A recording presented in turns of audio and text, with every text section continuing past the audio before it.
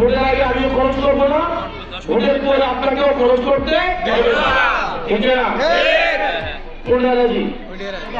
ভোটের আগে আমার দিন খরচ করে 5 বছর খরচ উঠানো এটা ভালো নাকি ভোটের আগে আপনার খরচ করে আমাকে ভোট দিয়ে 5 বছর আমার থেকে বিনা পয়সায় সার্ভিস দেবেন সেটা ভালো? এটা ভালো না? ভালো কিনা? এর ভিতরে কোন সন্ত্রাস থাকবে না, সব সন্ত্রাস আউটস্ট্যান্ডিং করে থাকবে।